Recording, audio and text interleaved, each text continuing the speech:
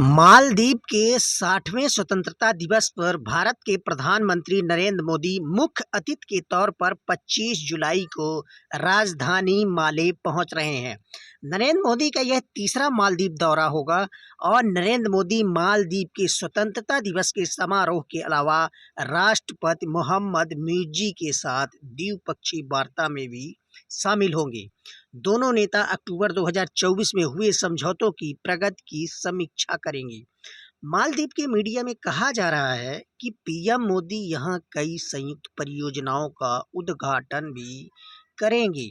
मुइज़्ज़ी ने 2023 के राष्ट्रपति चुनाव में मालदीव में इंडिया आउट कैंपेन चलाया था और इस कैंपेन का उनकी जीत में अहम योगदान माना जाता है।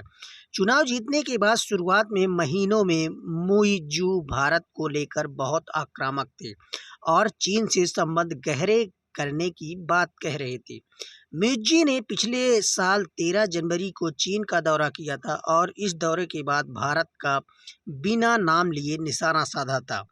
मुइज़्ज़ी ने भारत का नाम लिए बिना कहा था कि मालदीव भले छोटा देश है, लेकिन इससे किसी को हमें धमकाने का लाइसेंस नहीं मिल जाता है। मुइज़्ज़ी अपने से पहले की सरकार में मालदीव के आंतरिक मामलों में भारत पर हस्तक्षेप का आरोप लगा चुके हैं, लेकिन मालदीव कई तरह के आर्थिक संकट से जूझ रहा था और इस संकट से निकलने में भारत की मदद मिलने के बाद मुइज़्ज़ी की आक्रामकता कम होती गई। भारत में मालदीव को कर्ज चुकाने की मियाद बढ़ा दी थी और करेंसी स्वैप भी किया गया था।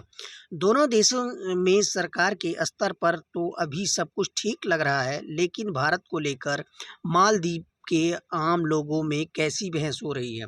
नरेंद्र मोदी के मालदीव दौरे को लेकर वहां के लोग सोशल मीडिया पर कैसी प्रतिक्रिया दे रहे हैं, तो चलिए जानते हैं। 21 जुलाई को मालदीव के धार्मिक संगठन सलफ़ जमीयत के अध्यक्ष अब्दुल्लाह बिन मोहम्मद इब्राहिम ने नरेंद्र मोदी को लेकर एक्स पर एक पोस्ट किया था।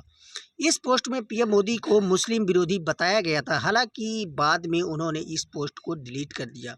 मालदीव की भाषा दिवेही की न्यूज़ वेबसाइट अधाधु.com ने अब्दुल्लाह बिन मोहम्मद की पोस्ट पर एक स्टोरी की गई है।